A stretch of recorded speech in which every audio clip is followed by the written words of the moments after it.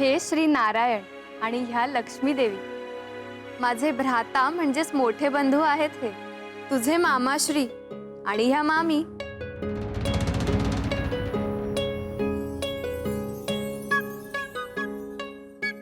गुणवंत हो, बुद्धिवंत हो। मामा भाच्याचं नातं हे खूप गोड आणि गमतीशीर असतं विनायक। भविष्यात तुम्हाला त्याची प्रचिती येईलच।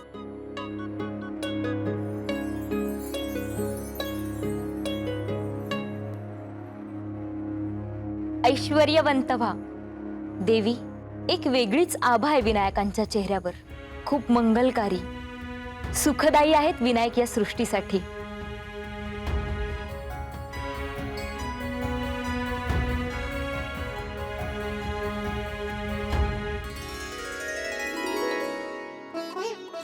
हे सृष्टी निर्माता ब्रह्मदेव आणि ह्या सरस्वती देवी अतिवंदनीय देवता आहेत। ह्या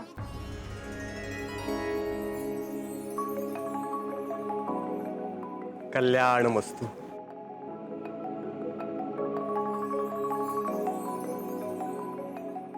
शुभम भवतु।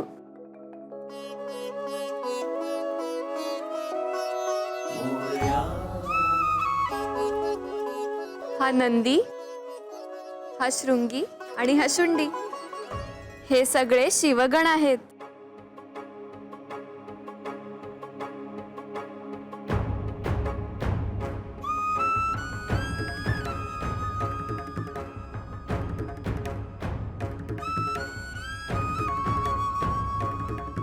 आणि ह्या जया आणि विजया माझ्या बालपणापासूनच्या सख्या। हे सगळे आपल्या कुटुंबाचाच भाग आहेत। पार्वती, अगं किती सुंदर डोळे आहेत त्यांचे। हो, अगदी राजस आणि लोभस आहेत विनायक। देवी, एक सुचवू? तुम्ही विनायकांची दृष्ट काढा। हो हो, तू खरंच दृष्ट काढ यांची। हो, मी काढते विनायकाची दृष्ट। परंतु देवी लक्ष्मी, देवी सरस्वती, आपणही ह्या प्रसंगी थांबलात तर मला अधिक आनंद होईल। विनायक जसा माझा पुत्र आहे तसाच तो तुम्हालाही पुत्रासमान आहे। अवश्य। देवी पार्वती, आम्हाला मात्र आता आज्ञा द्या। आमचे कैलासावर येण्याचे प्रयोजन आता सिद्ध झाले आहे।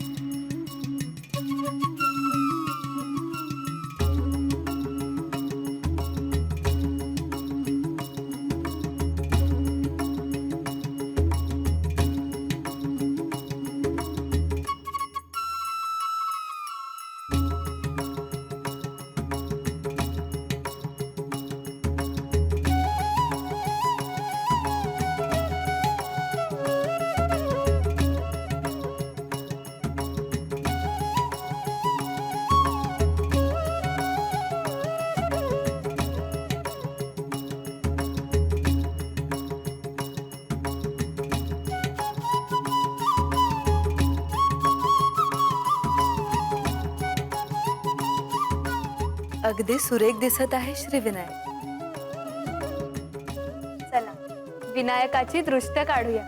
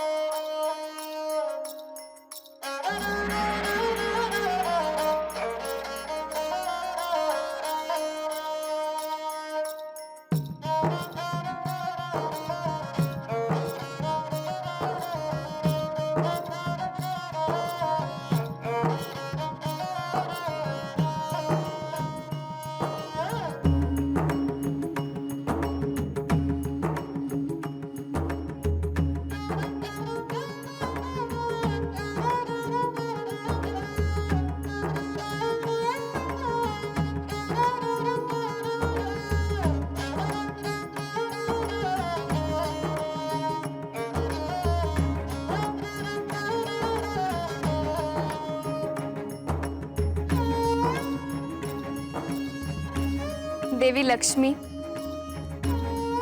देवी सरस्वती, विनायकाच्या औक्षणामध्ये आपला सहभाग आणि सहयोग खूप महत्त्वपूर्ण होता.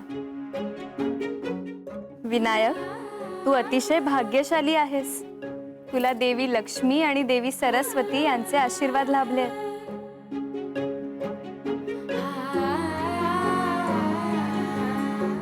देवी, विनायकाचा दृष्ट काढण्याचा सोहळा तुम्ही संस्मरणीय केला, त्याबद्दल मी तुमचे कसे आभार मानू. आभार मानून आमचा विनायकांवरील अधिकार दुरावू नका. तुम्हीच म्हणाला होतात ना, विनायक आम्हाला पुत्रासमान आहेत, मग त्यातच आलं सर्व. आता आज्ञा द्यावी देवी.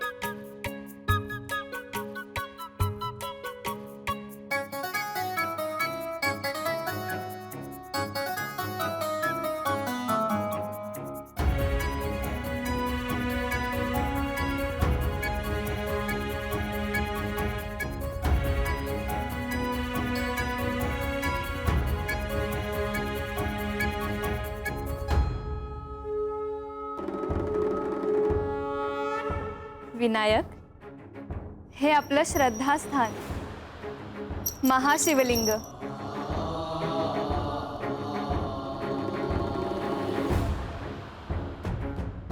हे प्रतीक आहे माझ्या स्वामींचं, तुझ्या पिताश्रींचं, देवाधिदेव शिवशंकरांचं.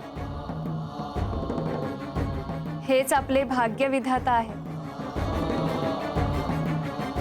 आणि हेच आपले परमेश्वर आहेत.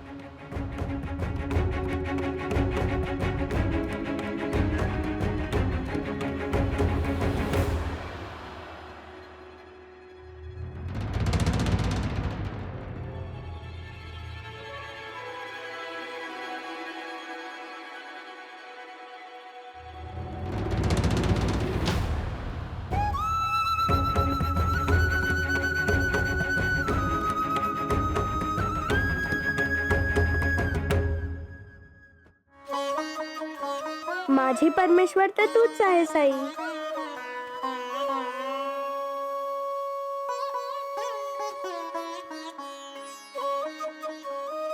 हो बाळा, आई ही पुत्रासाठी परमेश्वर असते यात शंकाच नाही. माता आणि पिता पुत्रासाठी देवस्वरूप असतात बाळा. धर्मात माता, पिता आणि गुरु यांचं स्थान सर्वाधिक मोलाचं आहे. त्यामुळे तुझ्या लेखी जे स्थान मला आहे तेच तुझ्या पिताश्रींसाठी सुद्धा असायला हवं. कुठे असतात माझे पिताश्री? ते इथे कैलासावरच असतात. आता कुठे आहेत ते? एक तप झालं, ते ध्यानधारणेसाठी गेले आहेत. कशाला करतात ध्यानधारणा? तुझे पिताश्री देवाधिदेव आहेत. ह्या सृष्टीच्या कल्याणासाठी, आपल्या सर्वांच्या कल्याणासाठी त्यांना ध्यानधारणा करावी लागते. त्यासाठीच ते गेले आहेत. कधी परत येणार ते? त्यांचा ध्यानधारणेचा कालखंड संपला की ते येणार. परंतु ते तुला एकटीला असं कसं सोडून गेले?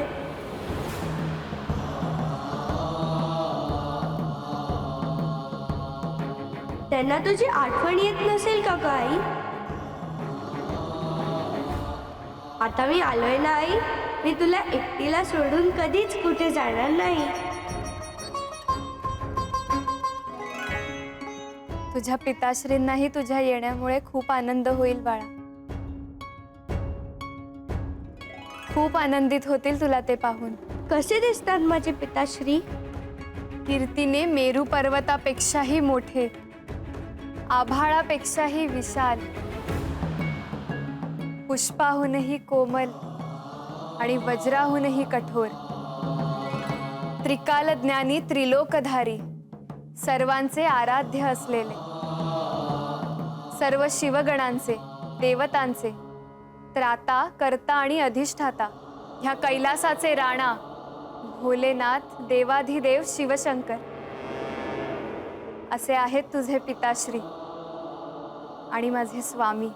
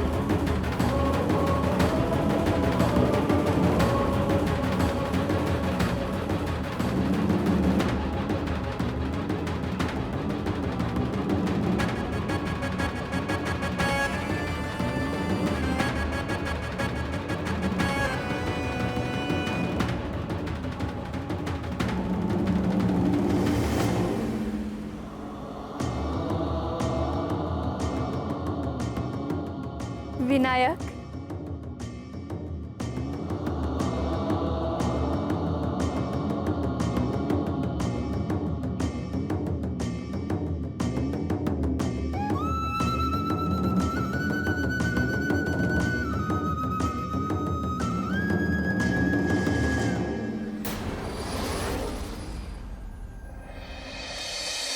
परिणामांच्या आधी त्या मोठ्या घटनेचाही सामना करावा लागणार आहे.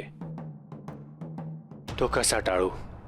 तो सामना टाळता येणार नाही. हीच तर नियती आहे महादेव.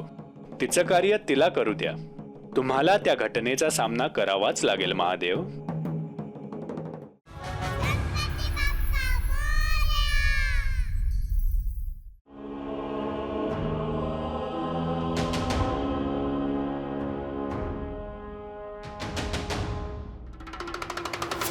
देवाधिदेव महादेव आहात आपण. भविष्य जाणता तरीही एवढी तगमग. भविष्य जाणतो म्हणूनच तगमग आहे. भविष्यात होणाऱ्या घटनेचे परिणाम हे अनंत काळासाठी सुखदायी आहेत. तेव्हा ही मनस्थिती सोडा. परिणामांच्या आधी त्या मोठ्या घटनेचाही सामना करावा लागणार आहे. तो कसा टाळू? तो सामना टाळता येणार नाही. हीच तर नियती आहे महादेव. आणि नियतीला आपण बंधन घालू शकत नाही. तिचं कार्य तिला करू द्या. तुम्हाला त्या घटनेचा सामना करावाच लागेल महादेव. तुम्हाला या सत्याचा सामना करावाच लागेल.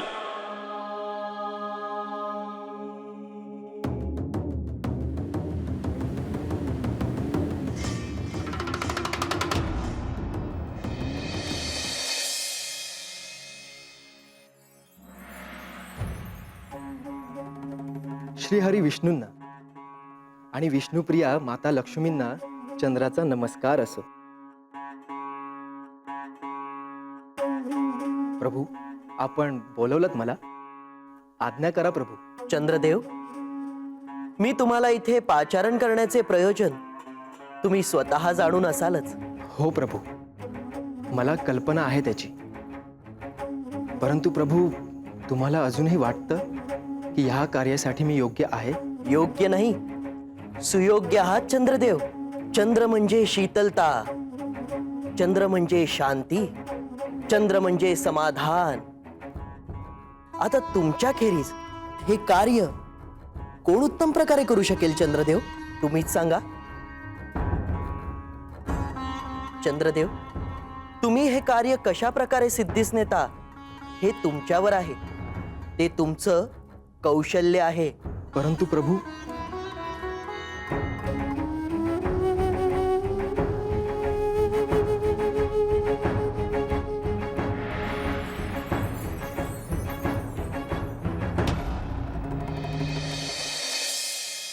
माता, विनायकांच्या येण्याने सगळं कसं मंगलमय झाल्यासारखं वाटतं. माता, एक विनंती आमची ऐकाल? आता तरी थोडं जेवून घ्या. नाही नंदी, आता मला सर्वात प्रथम माझ्या पुत्राला भरवायचं आहे. तुला भूक लागली असेल ना विनायक? हो आई, खूप भूक लागली आहे.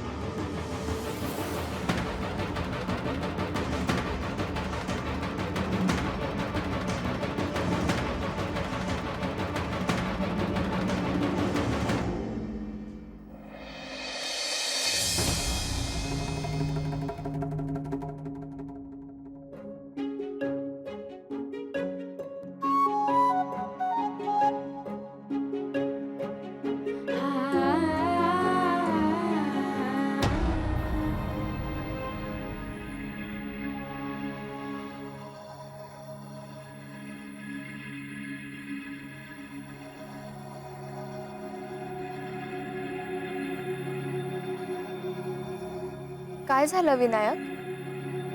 का नको भोजन? तुला खूप भूक लागलेली ना? मग आता काय झालं? माझी आई उपाशी असताना मी कसं भोजन करू?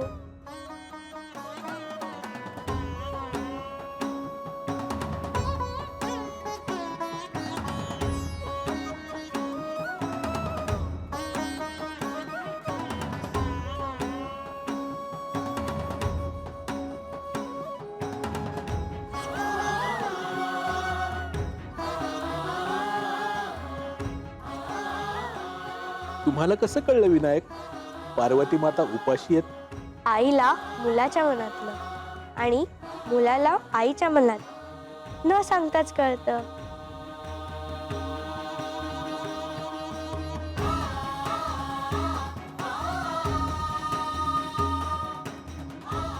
विनायक, आता तू मला भरवलंस ना, तर मी तुला भरवणार.